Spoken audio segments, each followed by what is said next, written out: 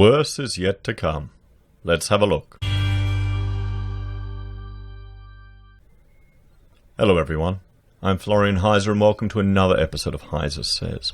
Still working through my stein of coffee, and I thought we'd have a look at this article written by Jason Murphy from news.com.au. Another take on, well, the foreshadowing of tougher economic conditions from Qantas's bold move.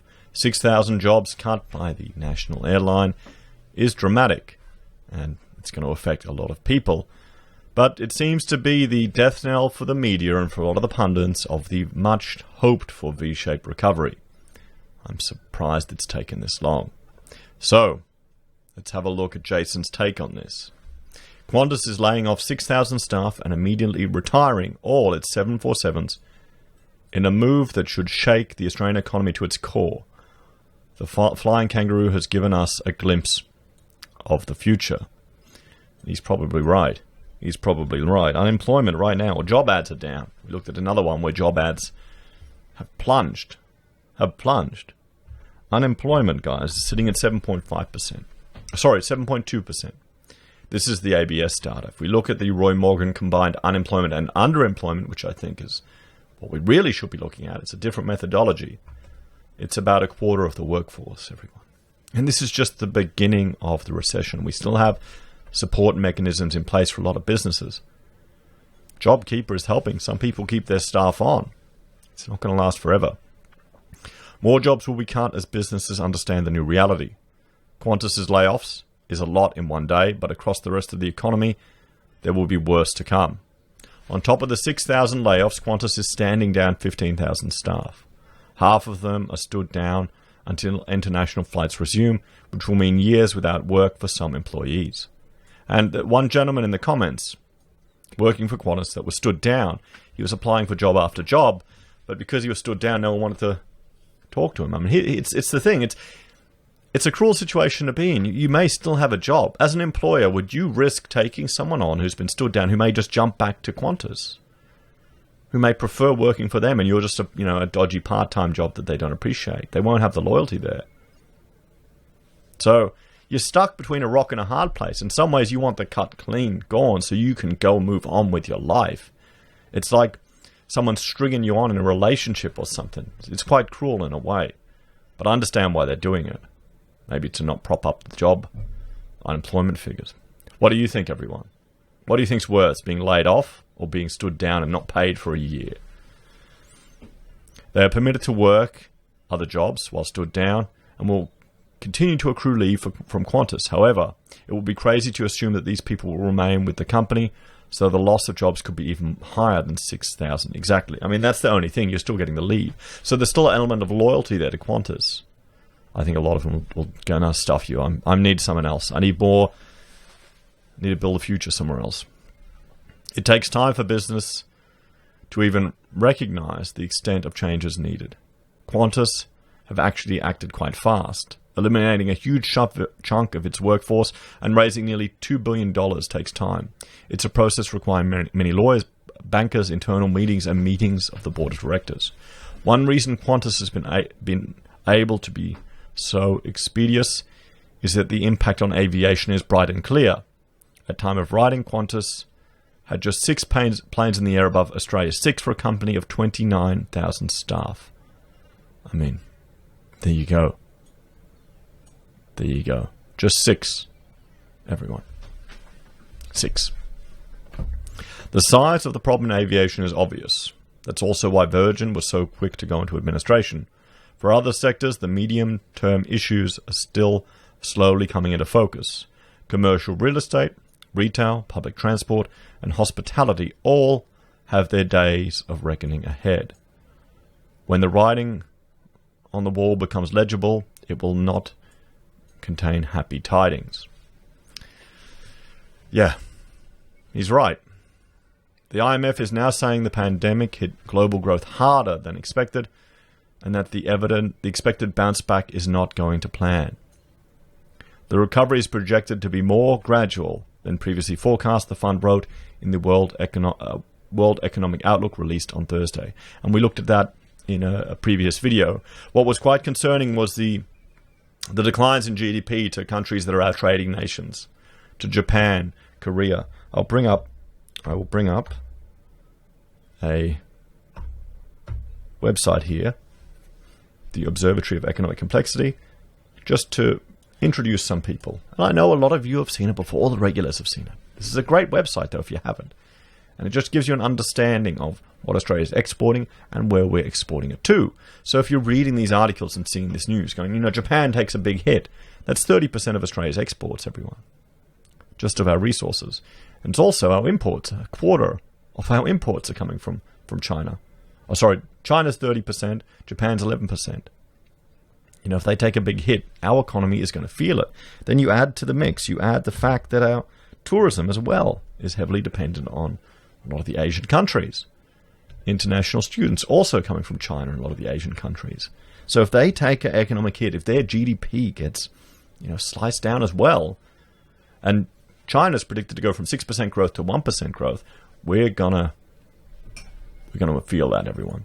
Our currency is seen as a proxy for the Chinese economy, according to some traders.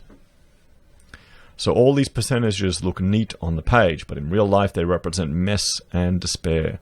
They mean jobs being lost, companies going broke, homes being sold into falling markets, mental health in decline, and families falling apart. This is why the economy matters. And he's right here. We need to highlight the issues of increased family stress and mental health issues. A lot of people, this is going to be the first time they've ever experienced unemployment. They've ever had to go to job seeker. And it's going to put strain on families. It's going to put strain on relationships. So that's why you need to, if you're doing okay, reach out to people, at least just to be a voice there, a shoulder to talk to. You don't want your mates to do something stupid over what will pass, what will eventually pass. Sure, this is going to be tough economic times, but they'll pass. They always do. It may take a long time. It may be some hard lessons, but it will pass. And hopefully Australia will emerge a more resilient nation out of it. Hopefully. The frustrating truth is that Australian growth depends on global growth. We are a trading nation, and we need the rest of the world to be in fighting shape to pull us through. Instead, the rest of the world is sick. America, in particular, seems to be yielding to the pandemic. The virus is on an upward trajectory in that country, and there are a few signs the US can get its act together in time to prevent a second peak in infections. China, a long-term economic engine room, is growing, but very slowly by its standards, and it is having a second surge of infections in Beijing. At home, we're not all out of the woods either. A small blip in cases in Victoria could turn into a second peak quite easily. A domestic second wave would really crush Qantas. CEO Alan Joyce has basically given up on international flying. Qantas expects international flight numbers to be less than half of what they were all the way out to 2022, but the company still has hopes for domestic flights. We're planning to be back to 40% of our pre-crisis domestic flights during July, and hopefully more for the months that follow, Mr. Joyce said. But a rebound in domestic travel depends on properly beating the virus, and also people having money to need it, and people's behavioral changes not influencing the need for business travel and other trips, which I think will have an impact on it. But then I guess that's why he's saying 40%. For frequent flyers, Qantas International will be a shell of its former self for some time. Qantas Domestic might bounce back if they are lucky. What about Qantas Frequent Flyer? The funny thing is about Qantas in recent years is that it makes more profit from its loyalty program, $200 million in the first half of the financial year, than from international flying. I mean, that seems utterly insane, doesn't it? Australians are obsessed with points programs in general, and the Qantas Frequent Flyer scheme is dominant. Fully half of all Australians, more than 30 million of us, are part of the scheme. I think I've got points, but I've never used them. I guess I don't make my purchasing decisions on frequent flyer points. I make my decisions based on what's cheaper. Am I doing it wrong, guys? Am I doing it wrong? Trying to beat the system. Maybe, can you get frequent flyer points for after paying Qantas shares? I hear there may be a bargain soon. And that's not financial advice, everyone. That's a rather morbid joke, okay? Don't jump on it. Seriously, don't be like that girl who, You know, the lawyer who thought everyone's going to have money to go on holidays and put all their money in travel shares. Bloody hell. Anyway, so if we're not flying frequently, what happens to frequent flyer? Not that much, it turns out. Earnings from the scheme are expected to fall only 5 to 10% compared to last financial year. This is one thing Qantas has going for it. The strength of the frequent flyer scheme is also an interesting footnote in the Virgin Australia story. The company had a scheme called Velocity, and it was so successful they were able to spin it off for $335 million. But then they got cold feet, and just before they went broke, the company spent $700 million buying it back. Wow. That's stupid. The signals from Qantas today are a bad sign for Virgin. Qantas is saying there's not even room for one large airline in the market in the next few years. How can there be room for two competitors? Virgin's administrators are working on completing the sale of the airline as we speak. And let's hope they succeed, or there might be even more job losses soon.